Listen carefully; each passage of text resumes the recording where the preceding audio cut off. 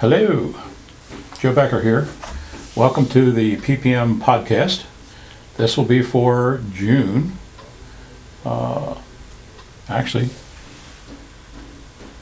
Still June. We haven't gone into July yet. Anyway, into June. Please look down to that subscribe button and please subscribe to our podcast. That way you'll automatically be notified that the next podcast is coming out. Makes it a lot easier on us. We have a problem trying to send out newsletters. Constant contact is rather expensive to keep sending out. So in the future, we're going to be relying primarily on our podcast to keep you up to speed with what's going on. So again, that subscribe button is kind of important. And we only do these pretty much once a month unless something crazy pops up. Okay, old news. Painting is all done. All the places have been painted, all of our rooms. The back has been painted out again. That's where you saw me in the last podcast doing, was painting back there, and that's all done. The back classroom is now completely set up and operational. We're doing classes pretty much every day back there, as well in the field again. So we're happy to see our field classes coming back. That's kind of important for us. The new embroidery that we had moved out to our partner out there is working great. So if you got something to bring it in, or if you still have our files are still there, so if you need something redone, let us know. Working on some new stuff right now. Last podcast, which was actually almost 3 months long for that last podcast, we had 86 views. Now, 86 views is pretty cool, unless you think of it in the fact that we have 500 instructors. With 500 instructors, we only had 86 views. And again, super thank you for our loyal fans that do follow our podcast. I really do appreciate that. But we really should need some more views because we just need to get there. I don't understand why more people are not looking at the podcast. Fairly easy to hit and get to. So please, if you know some of other instructors, your friends that are instructors, ask them if they're watching the podcast. If not, turn them onto the podcast. I think what we're going to do coming up here is we're also going to list our podcast on our Facebook because we got over 600 people that follow us on Facebook. So that might be a way to get to them, as well as you don't have to be an instructor to watch the podcast. Coming up, I'll be doing a podcast on my first aid presentation. So it will be for kind of a first aid class, but it'll also give you some ideas on how I do my first aid class, which is fairly detailed and fairly long. So that'll be probably multiple sections to click on. Okay, so that was old news. New news. Well, what can I say about the AHA new instructor network called Atlas? Rather a disaster going on right now. What's interesting is they're making comments to us. For example, the reason why you didn't move over to the new website was because you were expired as an instructor. Well, let me point out one fact. I currently am expired as an instructor. What happened was I expired the end of June. But the computer, their program, because I expired in June, took me completely out of the system. In other words, I no longer existed.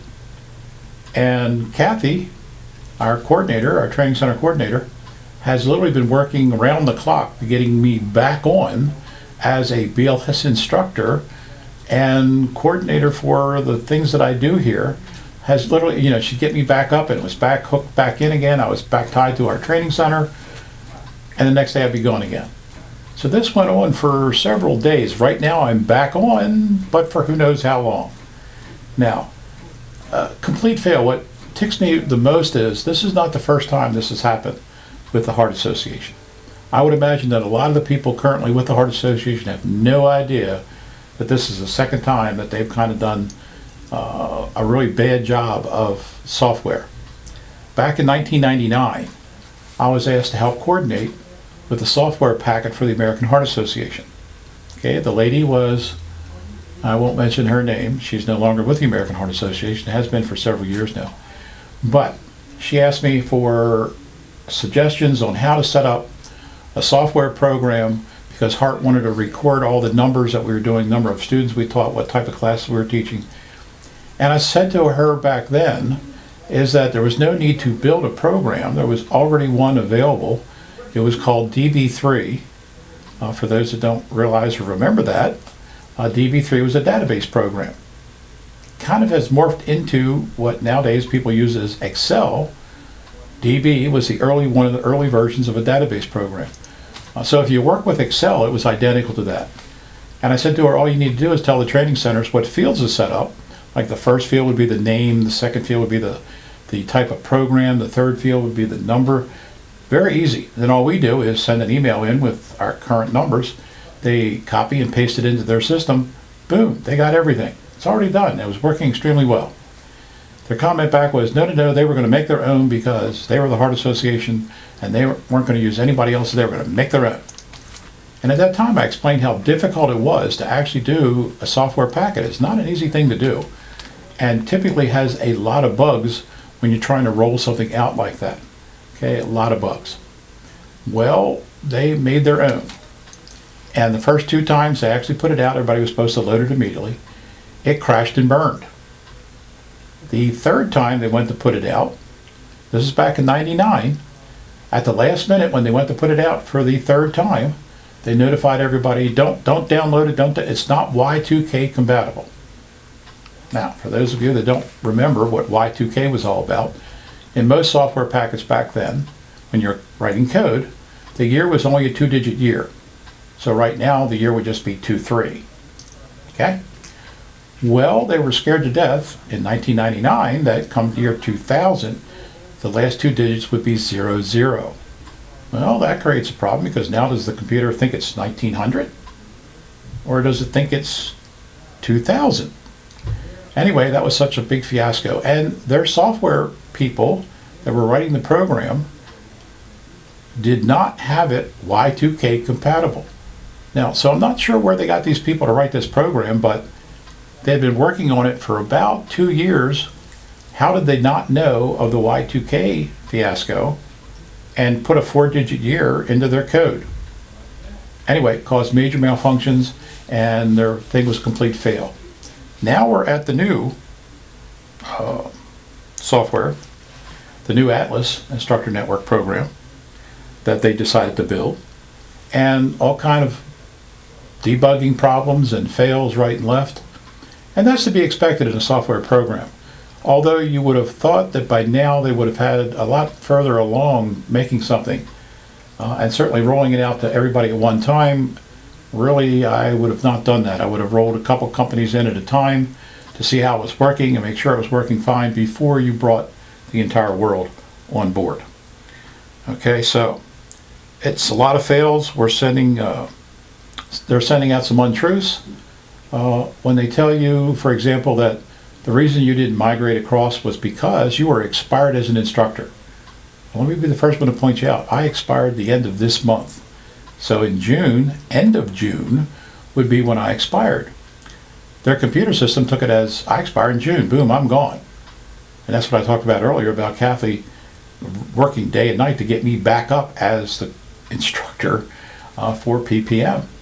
So in their paperwork, no, that's not true. Their software caused that, not the people that were currently instructors. Their software caused that. And number 2, when you're calling, if you call the Heart Association, they're telling you to call your training center because it's the training center's fault. And we've heard that from multiple instructors that have called them. So here they are telling you another untruth that somehow PPM is responsible for these failures. We had nothing to do with that software program. We're struggling with it like everybody else at this point. Like I said, poor Kathy is tearing her hair out trying to get information. She'll call for information that's not working. She's told one thing, which is completely wrong. She calls back, it's another person. That person knew how to answer the question and helped her. So even when you call, the people answering the phone don't even have a clue of what they're saying. Okay, so this is a major malfunction going on right now. So please bear with us. We are trying to get things as straight as we can, as fast as we can. It is not an easy task. And so please, when you call Kathy, thank her for her service, that what she's doing step by step, she is actually trying to fix these problems and has fixed quite a few already. So please bear with us.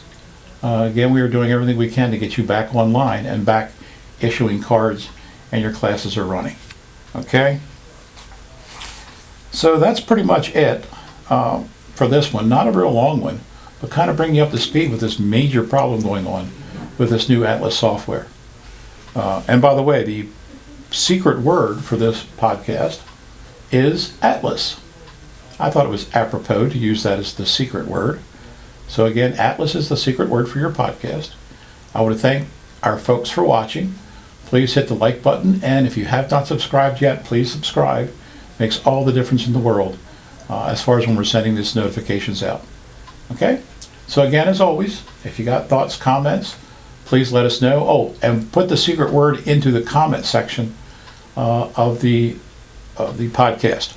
So when you click on your little comments thing, that's where you want to put your Atlas.